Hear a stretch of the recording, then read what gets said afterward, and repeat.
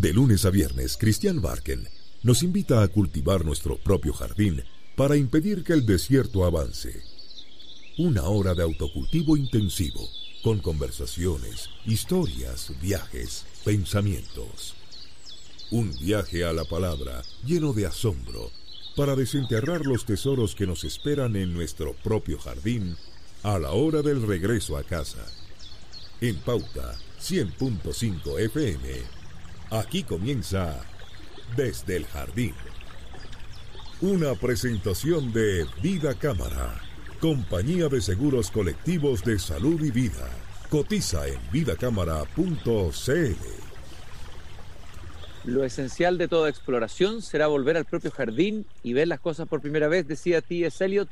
Queridos y queridas radiovidentes, los que me están escuchando y que al escucharme me están viendo, los saludo afectuosamente. He abierto la verja de madera de mi jardín, que está ahí a un costadito de esta biblioteca. Por acá veo mi naranjo, siento los pájaros sobre todo. Anda por ahí mi querido Chucao, el pájaro del sur, ustedes lo van a escuchar de repente, hasta se mete en la biblioteca a veces, como si este fuera un sotobosque. Y hoy día vamos a tener una conversación para mí muy entusiasmante con un historiador chileno que ha hecho un trabajo muy, muy relevante, yo diría muy fundamental en un cierto sentido, en torno a la figura de Andrés Bello. Esa es una línea de trabajo de este historiador. Él es autor del libro Andrés Bello, La pasión por el orden, pero también ha hecho un trabajo interesantísimo, Rebeldes académicos en la filosofía chilena desde la independencia en 1984, el lugar de los filósofos en nuestra historia y en nuestro debate intelectual. Estuvo a cargo de los Cuadernos de Londres, de la edición de los Cuadernos de Londres de Andrés Bello, y ha hecho de alguna manera un puente entre historia, filosofía, y está hoy con nosotros y acaba de ganar muy merecidamente el Premio Nacional de Historia. Quiero darle la bienvenida aquí a mi jardín y a mi biblioteca, porque estoy sentado en este momento en mi biblioteca, para los que nos ven en pauta.cl, a Iván Jásic. Iván, ¿cómo estás? Muy bien, muy contento de estar contigo, de contemplar tu biblioteca y ver cómo florece tu jardín. Sí, está un poco desordenada. Esta biblioteca un poquito caótica. Saco libro, entro libro por los talleres, por las clases, pero es una biblioteca viva. Por lo menos los libros se leen y se comparten. Así que, y entre ellos está acá la edición de Andrés Bello, La pasión por el orden, y está incluso con una dedicatoria tuya, que volví a analizar, lo tengo súper marcado el libro. Y lo primero es destacar la relevancia del premio que se te ha dado. En general, los premios nacionales de historia son bastante, diría, conservadores en el criterio de quiénes eran los historiadores que los ganaban al comienzo. Fundamentalmente los que habían estudiado, no sé, el proceso de independencia, la colonia, etcétera. Pero afortunadamente se ha ido abriendo y a nuevos campos, a nuevas dimensiones de la historia. Y bueno, y quisiera partir contigo preguntándote, Iván, por esta línea de investigación que tiene que ver con los rebeldes académicos, con la filosofía chilena, el papel de los filósofos. La primera cosa que uno podría decir es que como que en Chile no se da tan bien la filosofía o no encarna tan bien, quizás porque predominan más los estados de ánimo que las reflexiones, porque Millas tiene por ahí una cita bien interesante en donde dice que este es el donde predominan los adjetivos en las conversaciones, se dan muchos adjetivos, pero a veces una reflexión. Entonces me gustaría que compartieras con nosotros cómo nació ese interés y qué investigación has hecho sobre los filósofos en Chile. Gracias, Cristian. Yo creo que los filósofos también han sido un poco culpables, porque fue un periodo largo en donde los filósofos eran militantemente contra la política. Muchos de ellos se opusieron a la reforma universitaria y lograron apartar lo que era el pensamiento filosófico del resto de los problemas del país. Entonces me interesó mucho por qué esa prescindencia, porque no era el patrón histórico, es decir, que en el siglo XIX los filósofos estaban muy, muy activos, ¿no? Y participaban en el Parlamento, Lo que pasa es que eran más bien intelectuales que filósofos en el sentido académico de la palabra. El mismo Andrés Bello, como tú sabes, escribió un magnífico tratado que se llamaba Filosofía del Entendimiento. Pero él no lo hacía, digamos, por puro pensamiento filosófico, lo hacía porque realmente consideraba que el cultivo de la filosofía era el cultivo de la razón, el cultivo de la reflexión, y eso derivó lamentablemente más tarde en una especie de torre de marfil, en donde la universidad tenía que estar ajena para poder llevar a cabo esta reflexión. Lo que a mí concierne directamente, yo era un feliz alumno de filosofía hasta que vino el golpe del 1973. Y fue allí muy, muy importante ver cómo reaccionaron los filósofos y cuál fue el destino de los filósofos. Y hay de todo. Están quienes colaboraron, están los que sufrieron la persecución, el exilio, la cárcel, y están también los que valientemente, de a poco, empezaron a vincularse más con la sociedad. Me refiero, por ejemplo, Jorge Millas, Humberto Giannini, toda la gente que yo conocí, que traté, pero que el terremoto del 1973 como que nos remeció a todos. Y cuando salí de Chile tenía esta obsesión, ¿no? De en algún momento hablar de estos filósofos, hablar de la disciplina, qué pasó con ellos, humanizarlos, para que no fuese todo lo que ellos pensaban de la filosofía, como de lo que eran las grandes escuelas del momento, sino que ellos, cómo conciliaban la filosofía con la situación política y cuál era su condición cuando empezaron a invadir la universidad y excluirlos. Todos ellos sufrieron mucho. Yo tenía esa deuda pendiente. ¿A qué se debe esta figura del filósofo que se aísla en una torre de marfil, se distancia de los hechos, tal vez una especie de reacción traumática a la sobreideologización, a un ambiente muy agitado que pasaba entre la universidad? ¿Qué explica, aparte de, no sé, también de visiones políticas individuales de cada uno, qué explica este retraimiento de una parte de los filósofos chilenos? ¿Cómo te lo explicas tú? Me estoy refiriendo sobre todo al previo al 73 y post-73. Claro, mira, yo creo que hay impresionante la influencia que puede tener una escuela de pensamiento o un individuo. En este caso fue continental la rebelión contra el positivismo, porque el positivismo era considerado como que muy materialista y que reducía al ser humano a su mínimo común denominador. Entonces, los fundadores, los que se llaman los fundadores de la filosofía, reivindicaban el espíritu. Enrique Molina es un gran expositor de esa temática. Pero este énfasis en el espíritu, este rechazo del materialismo,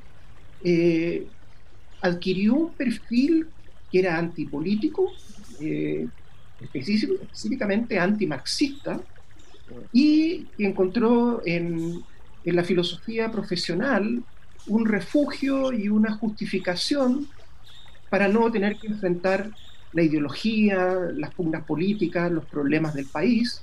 Y su labor era fundamentalmente pensar en las grandes corrientes del pensamiento filosófico europeo.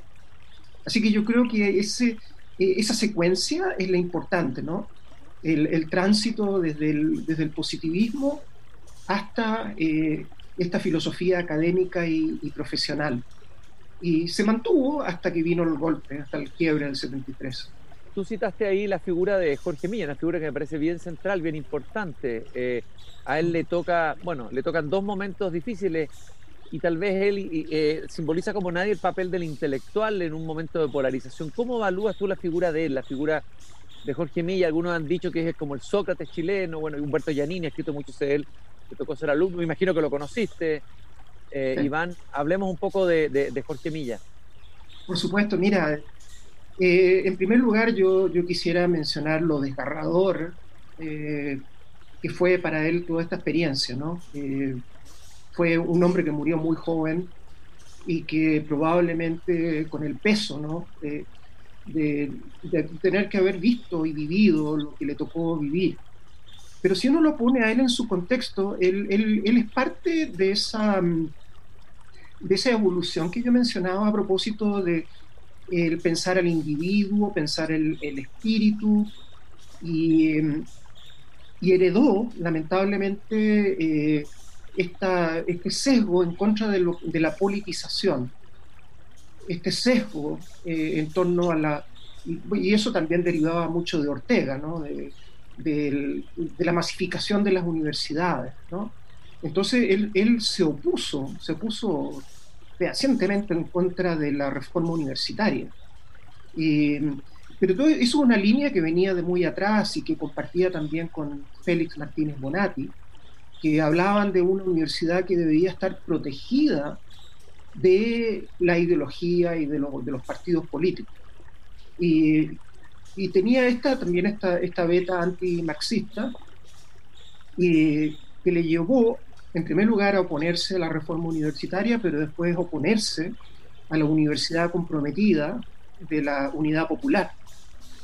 Pero a poco andar el año 76 salió esa famosa columna, que ya yo creo que es un clásico de la filosofía chilena, pero también de su propia transformación, cuando él dice la universidad cuartel no es mejor. La universidad vigilada, ¿no? Acuña ese término, ¿no? Efectivamente, que no es mejor que la universidad comprometida. Y ahí él hizo toda una transición, ¿no? En el sentido de retomar una tradición filosófica que se preocupaba por el país. Hay que recordar de que él fundó la Academia Andrés Bello, que él pronunció el discurso en el Teatro Caupolicán, y se transformó en una persona acosada, perseguida. Así que yo considero que es tan desgarradora la experiencia, pero ilumina tanto, ¿no? La seriedad con que él tomó la filosofía o un cierto papel de la filosofía y que después tuvo la capacidad de repensar y condenar muy claramente, ¿no? Lo que era el atropello de las libertades individuales y de los derechos humanos. Fue realmente una trayectoria extraordinaria. ¿Y cuál es la situación de los filósofos hoy, o de la filosofía hoy en la sociedad chilena de hoy? Te haces una fotografía en relación a ese periodo anterior, bueno, y al siglo XIX. ¿Cómo lo ves tú, Iván? Bueno, yo creo que es algo más plural. Antes creo que las luchas eran mucho más intensas porque eran muy pocos los lugares en que se practicaba la filosofía. Estamos hablando fundamentalmente de un puñado de universidades. Hoy en día no hay universidad que no tenga un departamento de filosofía, o hay muchos centros de pensamiento político en donde hay filósofos que están trabajando, de modo que hay una pluralidad mucho mayor.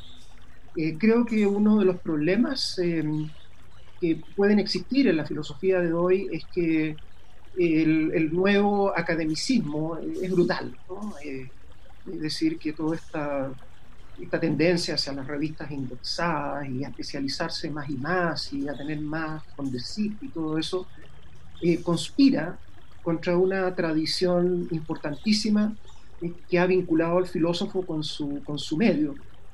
Pero yo pienso que realmente tenemos un panorama muy rico. Sale gente nueva constantemente, gente que ha podido estudiar fuera, que trae nuevas tendencias. Así que tengo un gran optimismo en el sentido en el que la disciplina no ha desaparecido. Hubo un embate como para eliminarla del currículum secundario, pero no se logró y sigue presente. Yo mismo fui profesor secundario de filosofía y creo que es importantísimo para la formación de los adolescentes, de los jóvenes. De modo que es una disciplina que está presente, que está activa, pero su misma pluralidad hace que sea más difícil ver en qué sentido va. pero como decía quien tú entrevistaste, a Sloterdijk, Sí. decía, siempre van a haber algunos hijos malditos que salen desde Claro, fuera de la academia. claro, los hijos malditos de la modernidad, así los llama él en uno de sus libros.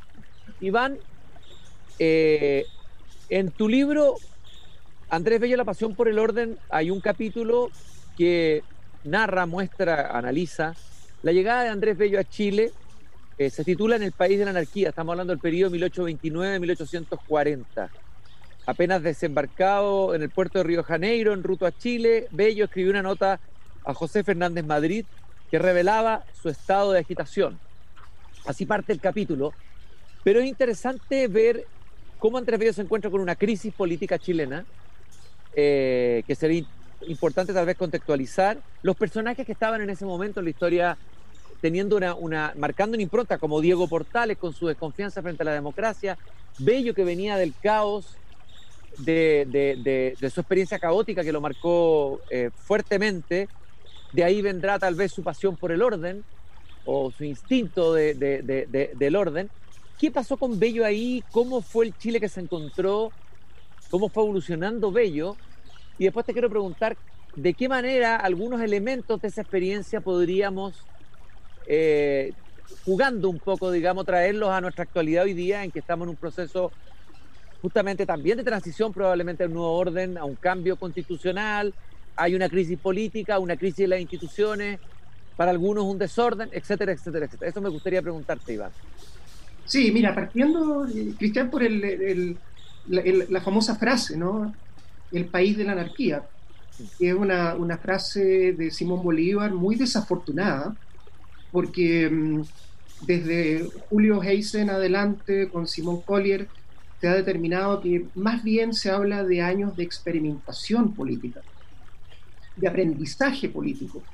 No era la anarquía. Hay que revisar todo ese concepto que después adquirió vida propia. Entonces, cuando Bello llega a Chile en junio de 1829, él capta muy rápidamente que el conflicto es un conflicto a propósito de las instituciones, y en particular el federalismo, que tenía mucha fuerza, como también la tenía el centralismo. Entonces él captó, y eso a mí me parece admirable, que él había hecho un acuerdo de que si no se sentía bien en Chile, que el gobierno chileno iba a financiar su traslado a otro país que él eligiera. Le dieron esa oportunidad. Y se quedó. ¿Por qué se quedó? Se quedó, yo creo, porque él entendió de que lo que Chile estaba dirimiendo era una redefinición de las instituciones. Entonces, cuando viene la guerra civil de finales del 29 y principio del año 30, él ve esa guerra civil como una forma de hacer política, que no era un caos total, no era una anarquía, era el conflicto entre Santiago y las regiones, entre si el sistema debía ser federalista o si debía ser centralista.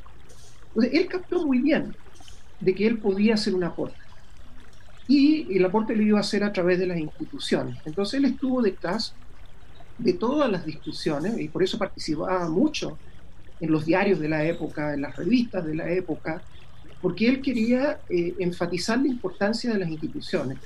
Entonces, todas estas ideas que fueron parte de su ideario político, la Asamblea Constituyente, la Constitución del 33, que él revisó personalmente, era una forma de darle al país una institucionalidad fuerte. Pero al mismo tiempo, y esto es lo notable, porque hay que hacer una distinción entre lo que es una constitución y lo que son las leyes. Él consideraba que las constituciones deberían ser minimalistas, pero que había que hacer un trabajo, sobre todo a nivel de la legislación civil. Y ahí eso le tomó 22 años. Pero, como te digo, él, con todo el amor que sentía por su patria, él, por Venezuela, él podría haber dicho, me mando a cambiar de este país porque realmente es un país de la anarquía. Él captó que no lo era, que tenía posibilidades. Y a pesar de todo lo que amaba a su familia y a su madre, él se quedó en Chile. porque ese pasó a ser su gran proyecto vital, pasó a ser su meta, ¿no? El reforzar las instituciones, y sobre todo las instituciones republicanas, en un país que estaba dispuesto, que ya había decidido que iba a ser una república. Lo que había que zanjar era si iba a ser centralista o federalista. Y mirándolo con distancia, ¿la opción del centralismo te parece que fue la adecuada en la historia de Chile si uno mirara, mirando desde ahora la historia, esa decisión? Las opciones nunca son gratis. Chile optó por un presidencialismo que le costó muy caro, porque tuvimos la revolución más sangrienta de la historia del país, fue precisamente por el presidencialismo, que dio lugar a un pseudo parlamentarismo que nos llevó eventualmente al presidencialismo. Es decir, de que no hay soluciones puras, no hay soluciones perfectas. Y en el caso del presidencialismo hay cosas que resultaron buenas, pero que llevaron a una guerra civil terrible, en donde las regiones se rebelaron, Concepción en particular, pero también Coquimbo. Es decir, que late, incluso hasta la fecha, late una demanda por parte de las regiones. Existe una tensión. Y por eso es que cada cierto tiempo es necesario introducir estos equilibrios.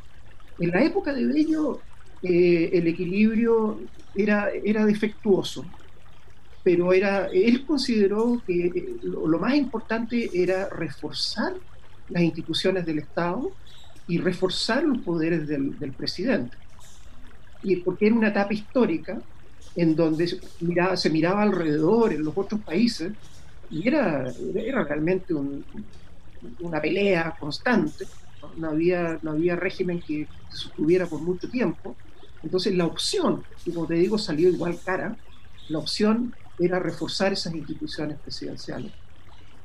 La segunda parte de la pregunta que te hacía yo, si uno tuviera que comparar en este momento que estamos hoy de transición, que en muchos despierta temor, en otros despierta entusiasmo, ¿qué le pasaría? Es una pregunta que te deben haber hecho, pero ¿qué le pasaría a un Andrés Bello 2.0 de hoy? O más bien tomar desde el pensamiento a Andrés Bello, ¿qué elementos nos pueden servir para iluminar un poco lo que nos toca vivir ahora? ¿Cuáles son los desafíos importantes, relevantes? Bueno, porque nos faltan Andrés Bello, digamos, no tenemos un Andrés Bello. Tenemos un historiador muy bueno que ha estudiado a Andrés Bello, pero no tenemos un Andrés Bello como esa figura que caramba que nos haría falta, ¿no? En un tiempo donde ha habido tanto poco espesor de ideas, tan poca reflexión, tan poca discusión intelectual en la conversación del país. Bueno, él, como sabe, él fue senador de la República por 27 años, entonces no era ajeno a las discusiones, ¿no? Las discusiones políticas más importantes, ¿no? ¿Qué le digo yo? Los mayorazgos, que era como el equivalente de los senadores designados, ¿no? Hay cosas que había que eliminar, pero había que eliminarlas mediante la reforma, mediante la persuasión, el diálogo, la conversación, la convocatoria de gente capaz, de gente que pensara. Y evidentemente que el momento que estamos viviendo ahora no es exactamente el mismo, pero los temas siguen siendo parecidos, ¿no? El que la sociedad cambia mucho más rápido que las instituciones. Las instituciones tienen pies de plomo y se demoran en reflejar los cambios en la sociedad. Entonces, periódicamente hay que volver a la discusión, a las discusiones fundamentales, pero estas discusiones han estado restringidas o muy fragmentadas por un sistema político que se ha desprestigiado mucho, en el que la gente dejó de creer. Entonces, la tarea, yo creo que alguien como Bello diría, en primerísimo lugar, vamos a construir consenso, que fue lo que se logró, de hecho, en los años 80, ¿no? O sea, mucha gente tuvo que sacrificar su postura, hacer concesiones, pero se lograron acuerdos, que eventualmente la realidad, las nuevas generaciones te pasan la cuenta, pero de que es posible, que se reúnan y sobre todo que se convoque a gente representativa que piense nuevamente cuál sería el mejor sistema político. No partir de cero, como lo haría, como hay muchas voces que dicen esta constitución, la actual, no tiene ninguna legitimidad, sin pensar realmente que se hicieron transformaciones fundamentales en el 2005, que es posible trabajar con acuerdos, de modo que yo pienso que Bello tendría algo que decir, pero iría más bien por la línea de la convocatoria, de pensar, de respetar las instituciones, de reconstruir el tejido social, de darle más relevancia y prestigio a las instituciones. El Congreso está muy a capa caída en estos días, pero sin embargo lo necesitamos, y necesitamos a los políticos. De eso que tú dices de no hacer estos cambios radicales de la noche a la mañana, convertirnos, no sé, un monárquico en jacobino súbitamente, tiene que ver un poco con lo que hizo Bello, de ser, él planteaba al parecer, por lo que te leí otras veces, que eso era irse al abismo, ¿no es cierto?, hacer esos cambios tan violentos. De hecho, la base de la legislación española, él mismo lo señaló, era el derecho romano. Es decir, hay una continuidad por debajo que a veces la pasión de la discusión, digamos, claro, no, pero que esa tensión entre la tradición y la innovación tan fundamental en la historia es la que hay que resolver bien, ¿no? Y me parece que Bello es uno de los que logra articular esa tensión.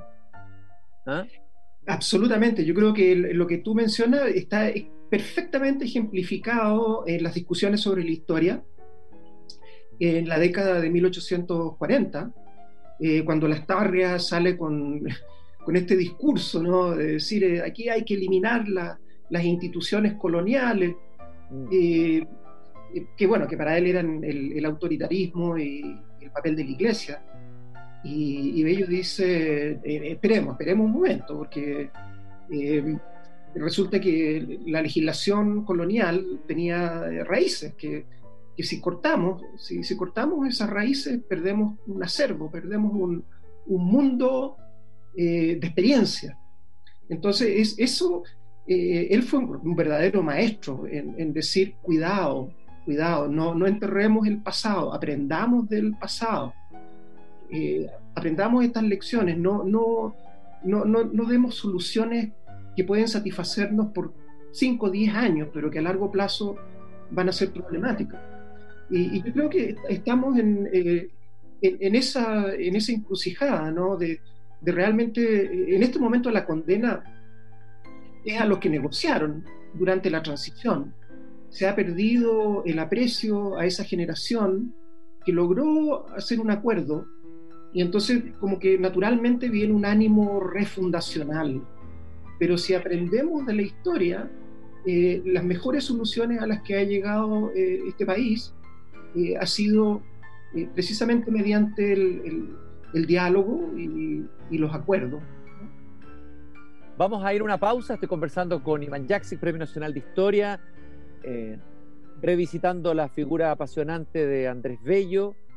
Una pregunta que voy a dejar ahí como temblando. La pregunta primero es definir, pero lo vamos a dejar para la segunda parte, qué es exactamente cuando se habla de la pasión por el orden, desde la mirada de Bello, y si esa pasión por el orden está centrada en el inconsciente colectivo chileno tan fuertemente como se ha dicho, y si está operando todavía o ya se vaporizó o desapareció. Una pregunta que le vamos a hacer, te voy a hacer, Iván, a la vuelta de esta pausa, y recordar que el auspiciador desde Jardines Vida Cámara, compañía de seguros colectivos Salud y Vida de la Cámara Chilena de la Construcción, digitales simples y sostenibles.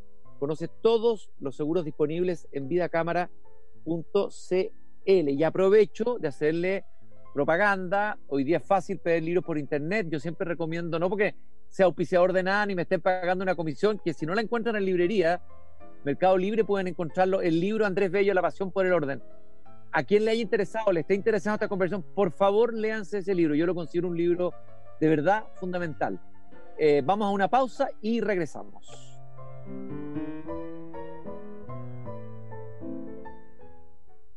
Una atención a tiempo en Clínica Red Salud Vitacura puede hacer la diferencia. Por eso contamos con nuevos horarios durante toda la semana, urgencia 24/7 y servicios disponibles como cirugías en el día, imágenes, exámenes de laboratorio y más. Vuelve al médico, retoma tu tratamiento o esa cirugía que tanto necesitas. Encuentra más información y cotiza en redsalud.cl. Clínica Red Salud Vitacura. Mejor salud para Chile. 550. Cotiza 100% online el seguro complementario de salud para empresas entre 5 y 50 trabajadores. Con este beneficio, tus trabajadores podrán reembolsar sus gastos médicos de forma adicional a su ISAPRE o FONASA. Cotiza e infórmate en www.vidacámara.cl. 550. Un producto de Vida Cámara, compañía de seguros colectivos de salud y vida de la Cámara Chilena de la Construcción.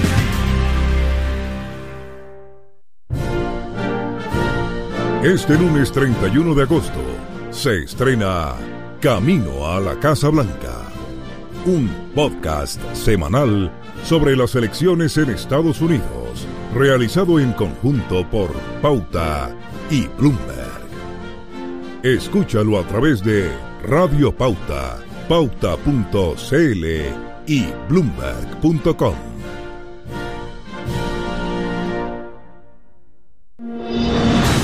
Esto es El Minuto Pauta Bloomberg con Gabriela Villalobos. La industria del streaming ha crecido con fuerza durante la pandemia. En medio de la creciente competencia que existe en el sector, Netflix sigue siendo el rey. La empresa sumó 10 millones de suscriptores entre abril y junio, superando las estimaciones del mercado. A junio, sus usuarios alcanzan los 193 millones en todo el mundo, el número más alto en la industria. Sin embargo, sus ganancias sumaron $1,59 por acción, una cifra menor a lo que esperaban los inversionistas. Disney Plus, en tanto, duplicó sus usuarios entre el primer y segundo trimestre, llegando a los 57,5 millones en el mundo. Si sumamos los suscriptores de Hulu y ESPN, los otros servicios de streaming de Disney, el holding cuenta con 100 millones de membresías en el mundo al cierre del primer semestre. Amazon y Apple no han revelado detalles de sus suscriptores, pero ambos han dicho que su negocio sigue creciendo y continúa siendo atractivo en medio del aumento de la demanda por entretenimiento al interior de los hogares. En Pauta Bloomberg conversamos sobre estos y otros temas del mundo de los negocios de lunes a viernes de 8:30 a 9:30 y durante todo el día en pauta.cl. Eso fue El Minuto Pauta Bloomberg con Gabriela Villalobos. Seguimos conversando desde el jardín con Christian Barken en Pauta 100.5. Una presentación de Vida Cámara, compañía de seguros colectivos de salud y vida. Cotiza en vidacámara.cl. Aquí estoy en un sector de mi biblioteca que es el sector de la poesía. Estábamos hablando de Andrés Bello. Tengo a mi mano derecha poesía chilena, poesía hispanoamericana. Por ahí anda un libro de poesía de Andrés Bello que no lo puedo encontrar. Vamos a hablar un poco de esa dimensión de Andrés Bello como poeta. Estoy conversando con Iván Jaksic, Premio Nacional de Historia, recientemente galardonado, autor del libro Andrés Bello, La Pasión por el Orden, pero también otros libros que ya comentamos al comienzo del programa. Y yo te preguntaba, Iván, sobre el concepto, definir bien qué es la pasión por el orden, que ya se ha convertido en una expresión que anda de boca en boca, pero sería bueno definirla un poco y definirla en Bello, primero que nada. Bueno, él tiene una linda frase en un ensayo que él escribió sobre la teoría de los sentimientos morales, en donde dice de que se equivocan aquellos que piensan de que es imposible apasionarse por la razón, o que la razón y la pasión son excluyentes. Y esa es un poco la inspiración del título, porque orden, hay muchos tipos de orden. Hay un orden militar, hay un orden, en fin, hay autoritario, hay muchas formas de concebir el orden, pero su concepción del orden tiene que ver con lo que para nosotros serían las certezas. En estos tiempos que corren, hay que ver que nos faltan, ¿no? No sabemos. Y la nueva generación que antes podía confiar en que una educación universitaria le iba a abrir las puertas, hoy en día no se sabe. Entonces yo trasladaría esa falta de certeza, esa inquietud, ¿no? A la época de Bello, cuando él decía el orden es querer dar certezas a la población y que vea que está todo conectado. Es decir, que la Constitución, pero más allá de la Constitución, las leyes civiles, que la seguridad, el bienestar, el crecimiento espiritual, es importante que se demuestre la conexión para que la gente tenga un sentido de pertenencia. Entonces, para mí el orden en Andrés Bello es eso, y es lo que hacía el que él abogara, por ejemplo, por el sistema métrico decimal, o que hubiera un instituto de estadística, o que hubiera una posición clara respecto de las relaciones internacionales. Y era porque en el fondo él lo que quería era entregar un mapa, una certeza a la población. Y bueno, la historia nos lleva por rumbos tan diferentes, el cambio ha sido mucho más acelerado de lo que era en los tiempos de Bello, pero se aplica, ¿no? Se aplica esta idea de orden en el sentido de decir cuáles son las certezas que hoy en día requiere esta nueva sociedad. Certeza, confianza en su sistema político, certeza, confianza en la educación, en el acceso, ¿no? A fuentes que son fundamentales para nuestra cultura. Poder hacer un conjunto, tal como él lo hizo en su época, ¿no? Juntando todas estas cosas, ¿no? Y que para él, bueno, la universidad era el lugar para hacerlo. Hoy en día la universidad puede jugar un papel muy importante, pero hay una vida intelectual, hay aportes que van más allá de las universidades. Iván, de alguna manera uno puede decir que Andrés Bello, que está cruzado su preocupación por el lenguaje, su preocupación por la educación y su preocupación por la institucionalidad, cómo estas tres dimensiones están tan imbrincadas, ¿no? Uh-huh. Y yo he pensado que, he pensado esa frase, no sé, frase de un sabio chino que decía que las crisis de las civilizaciones empiezan con la crisis del lenguaje.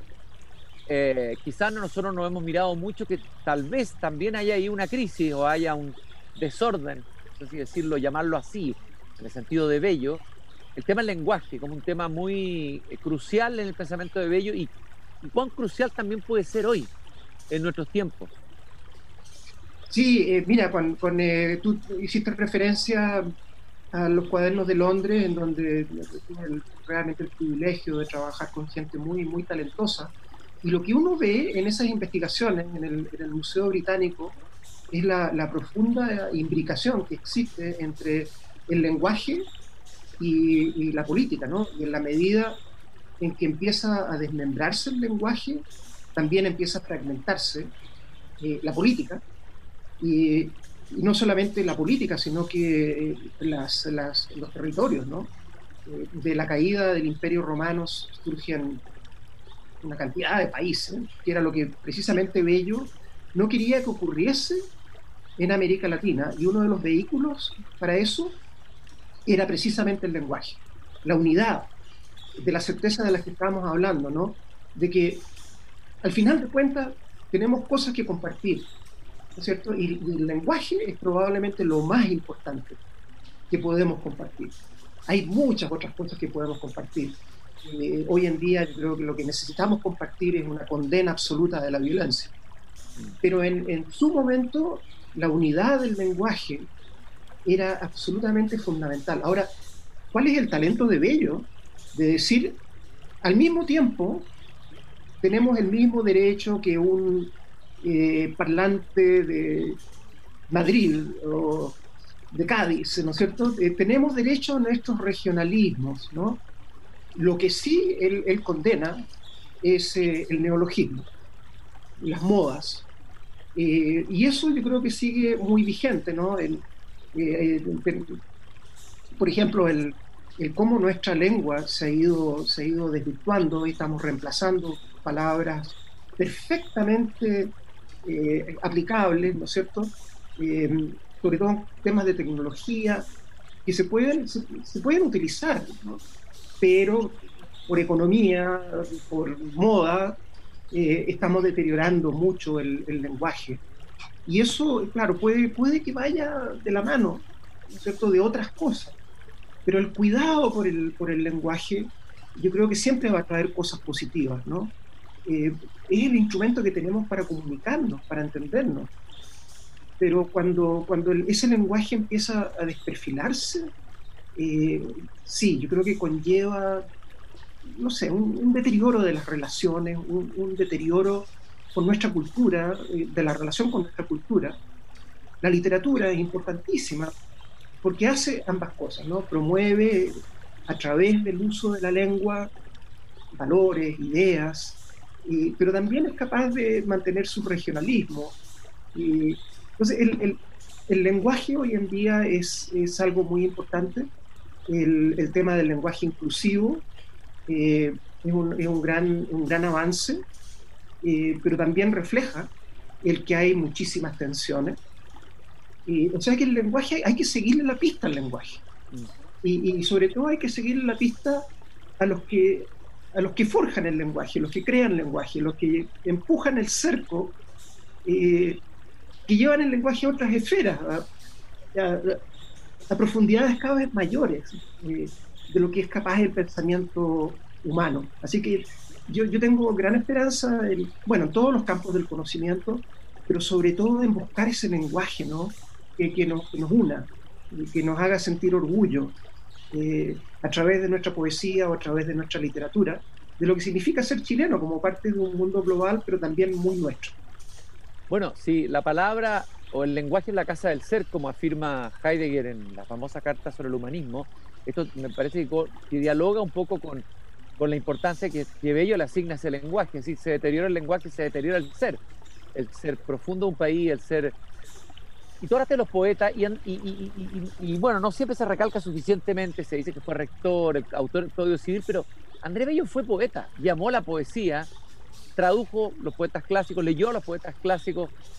La importancia de que Andrés Bello haya sido poeta, la relevancia que para ti eso tiene en toda su trayectoria y cómo lo constituye como una dimensión muy rica de su figura. Sí, afortunadamente tenemos registros, ¿no?, de cómo la educación colonial tan atacada, ¿no?, por Lastarria y otra gente, la educación colonial, sobre todo en el periodo tardío colonial, estaba basado en las humanidades, estaba basado en los clásicos. Y él tuvo una experiencia muy temprana, ¿no?, en la lectura de los clásicos, sobre todo de los poetas clásicos. Y fue a partir de esa formación, ¿no?, que él se empezó a interesar en el vínculo entre, bueno, los clásicos estaban en diálogo con su mundo, y a través de la poesía, él empezó a hacer las investigaciones ya más científicas, más lingüísticas, y eso lo llevó al terreno del derecho. ¿Por qué el derecho? Y es que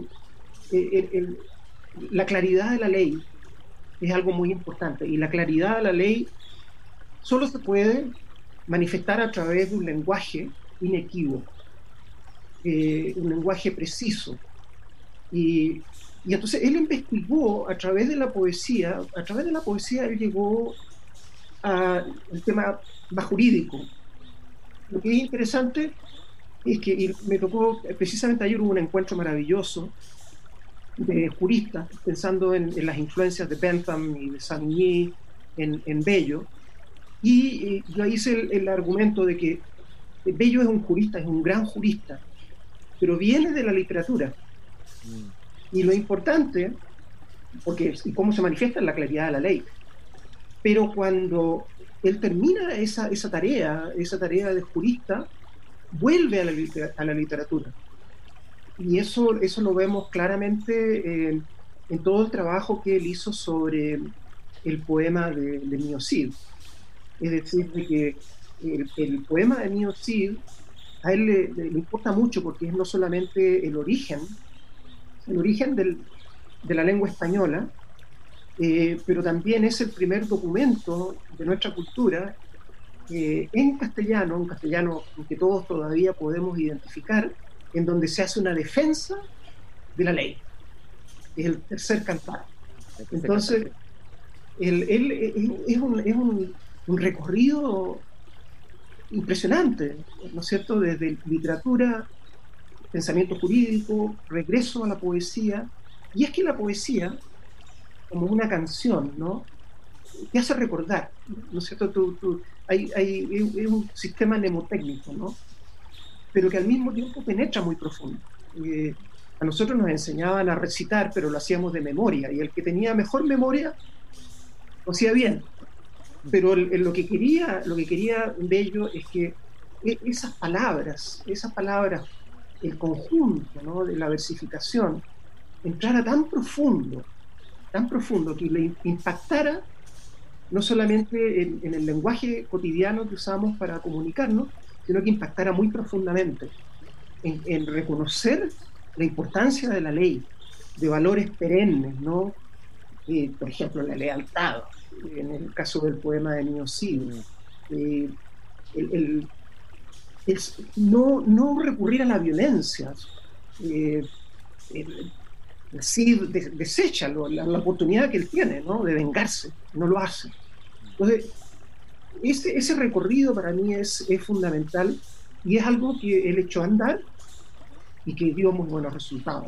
Hemos tenido grandes poetas, y no pensando en poetas como que, bueno, son los que hacen poesía y nada más. No, son los que están forjando la lengua.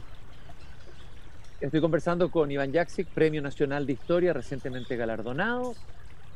Y Iván, tú hablaste por ahí de Lastarria. Ahí hubo un debate, o uno podría establecer como una antinomia, dos arquetipos de pensadores de su tiempo, dos figuras centrales, Andrés Bello y Lastarria. Y sería interesante pensar cuáles fueron las diferencias entre ellos y de qué manera ese debate entre Lastarria y Bello podría estar todavía en alguna parte vivo, como un rescoldo en la historia chilena, o servirnos tal vez, en algún sentido para lo que estamos viviendo hoy en este momento histórico, ese frente a frente de Lastarria y Bello, Iván.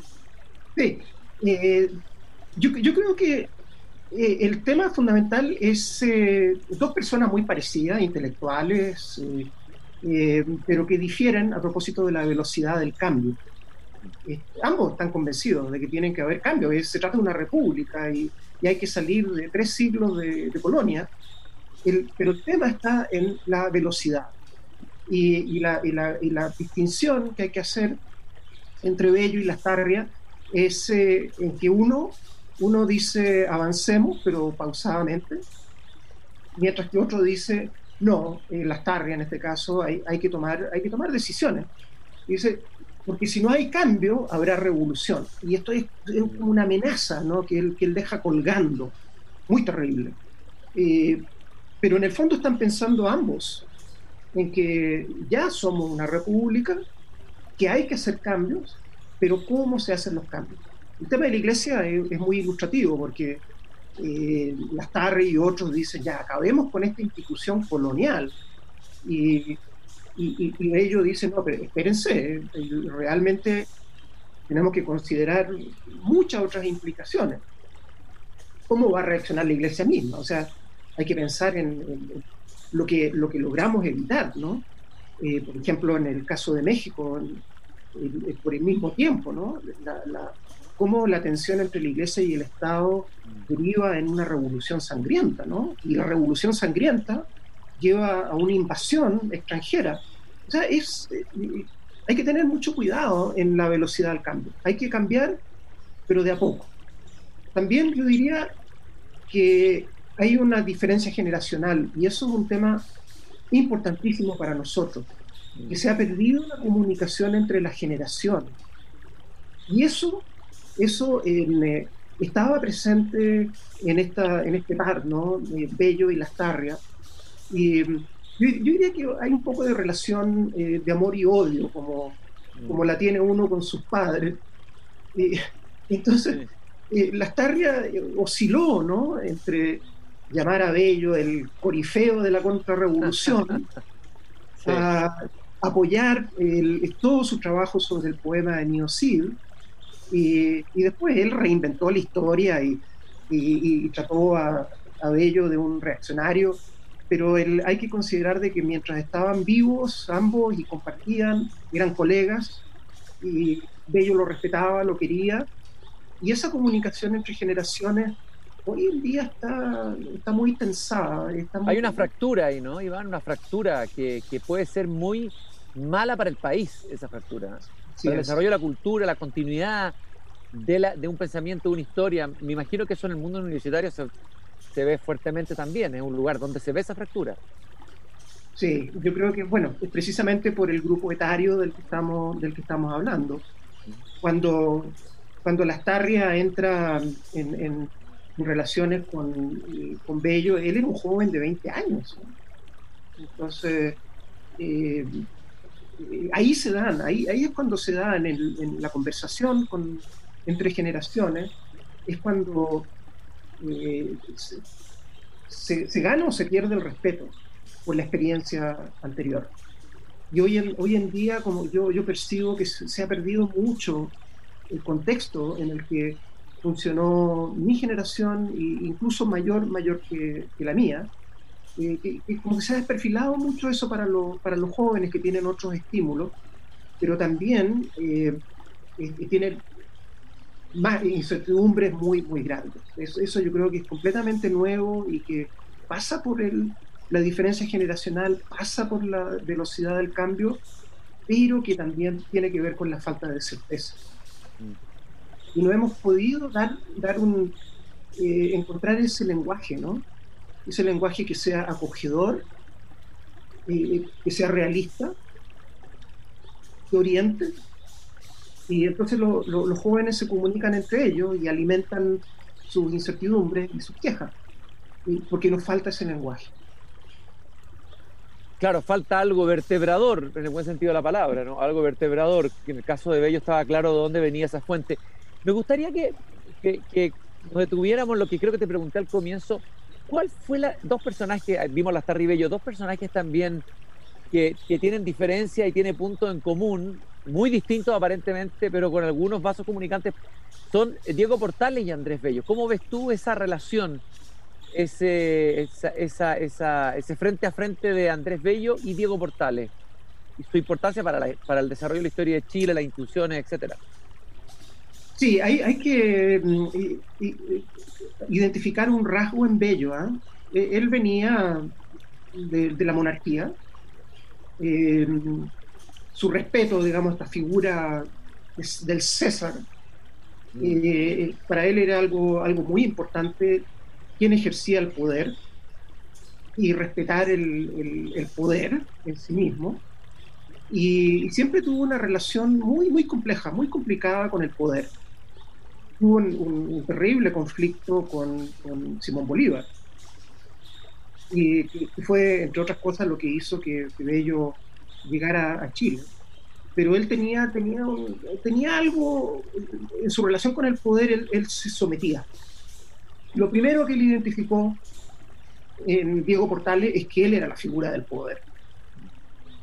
Y entonces tuvo conductas que demostraban que le tenía miedo, ¿no? Pero al mismo tiempo él era capaz de decirle, bueno, mira, a ver, en estas cosas que sí yo sé, relaciones internacionales, derecho civil, sí, te puedo decir algo, pero siempre con mucha humildad.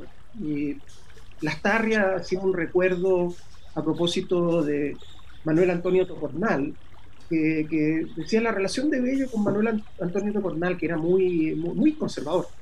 Siempre había sido muy llana, pero bastó con que Tocornal pasara a ser ministro y Bello se transformó como que no sé, como una persona muy obsecuente. Había un problema con el poder. Imagínate, cuando estalla la guerra civil del 51,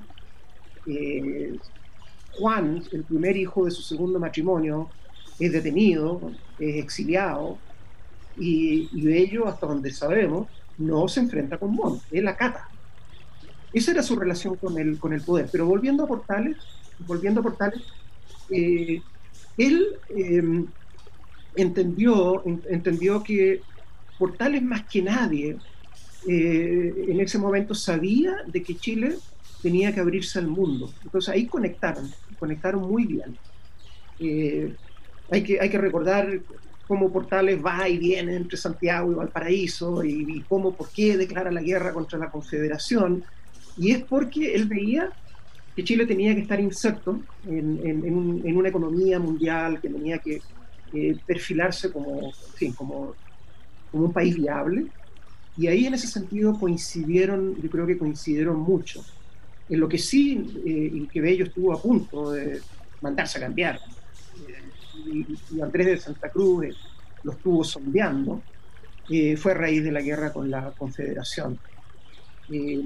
Así que la relación entre ellos estaba marcada, ¿no?, por ese reconocimiento del poder en Portales, estaba marcada por su propia experiencia anterior, los costos de esa experiencia. O sea, cuando él está en Inglaterra, él intenta volver al servicio de España y se lo niegan, y después de los conflictos con Bolívar, uno empieza a entender, ¿no?, que él sabía que Portales era el hombre del poder.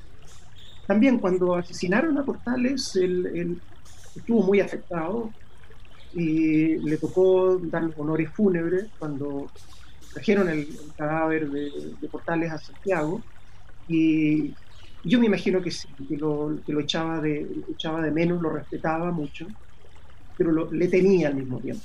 Y esa no puede ser una relación, al final de cuentas, no puede ser una relación genuina. Si que uno teme del otro, no. Hay algo en la biografía de Andrés Bello que es importante relevar, y es que Andrés Bello habla, escribe, piensa desde una experiencia de ruptura, desde el exilio, desde la pobreza. Es decir, no es alguien que está sentado en un escritorio cómodamente después de haber tenido una vida tranquila y equilibrada, sino que más bien una vida llena de quiebres, de pérdidas. Eso es importante decirlo, ¿no?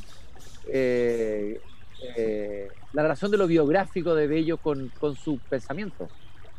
Mira, yo he tratado de hacer ese aporte.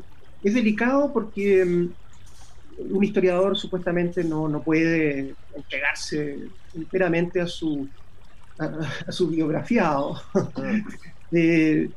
Pero a mí me importaba rescatar esos elementos humanos, porque son una metáfora, ¿no? Una metáfora de cómo se superan los conflictos, cómo uno piensa que no podría estar más caído, pero como en la primavera aparece un brote y las humanidades a él le sirvieron mucho.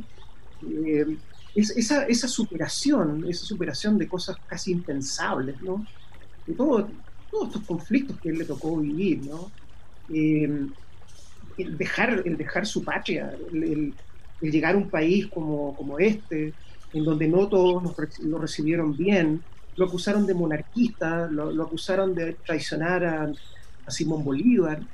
Entonces a mí me importaba mucho destacar ese fondo, ¿no?, espiritual, psicológico de Bello, y que él encontraba en la humanidad, pero que es algo que puede servirnos a todos, ¿no?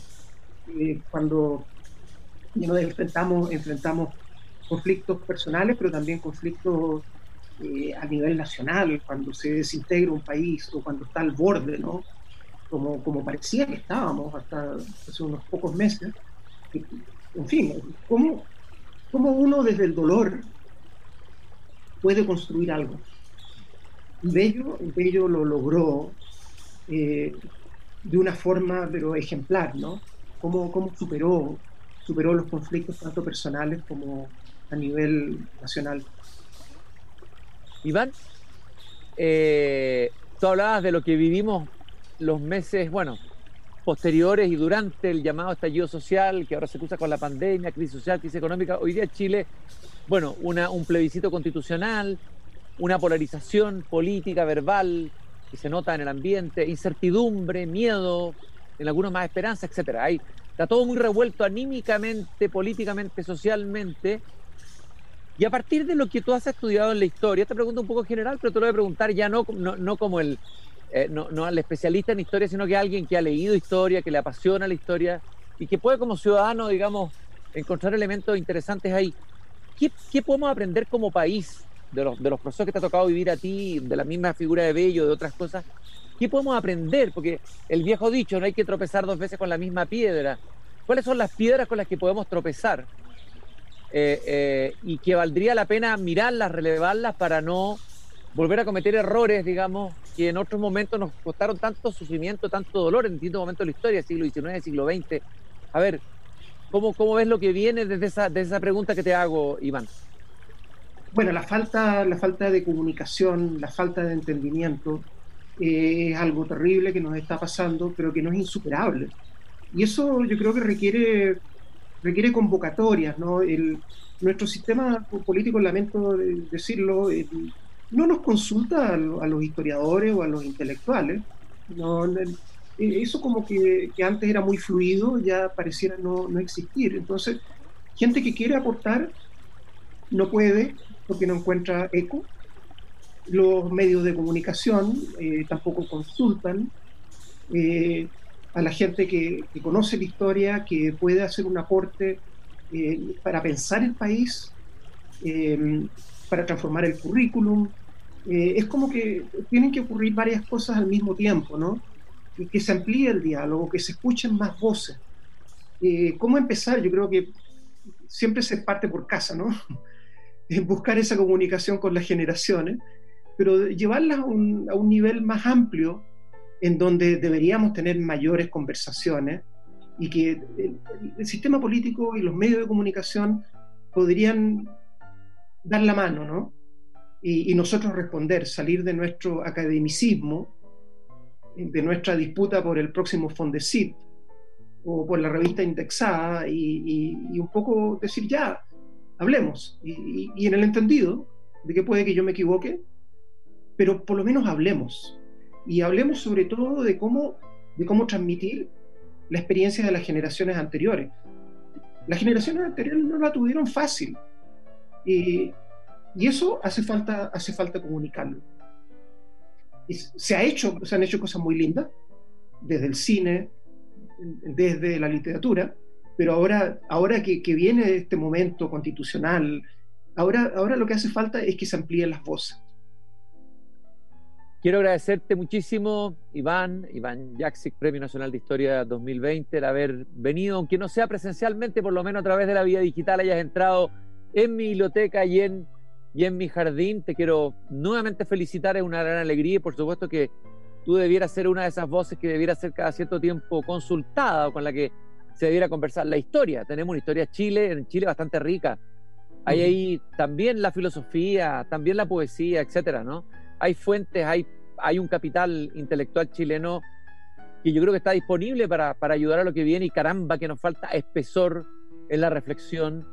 Así que muchas gracias, Iván, fue un gusto conversar contigo y espero tenerte nuevamente aquí en el jardín una próxima vez. Igualmente, Cristian, ha sido realmente maravilloso poder conversar contigo y bueno, echar a andar muchas ideas que tú me has sugerido a través de las preguntas. Así que adiós, muchas gracias. Y felicitaciones de nuevo por ese merecidísimo premio a nuestros queridos radiovidentes. Les digo que ya empiezo a cerrar la verja de mi jardín a esta hora de la tarde. Y la tarea es leerse el libro de Andrés Bello, La pasión por el orden.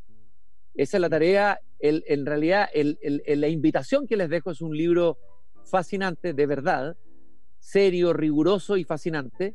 Recordarles que el auspiciador Desde el Jardín es Vida Cámara, compañía de seguros colectivos de salud y vida de la Cámara Chilena de Construcción, digitales, simples y sostenibles. Conoce todos los seguros disponibles en vidacámara.cl. Nos encontramos mañana nuevamente en Desde el Jardín a las 7:30 de la tarde. Muchas gracias a todos, un gran abrazo.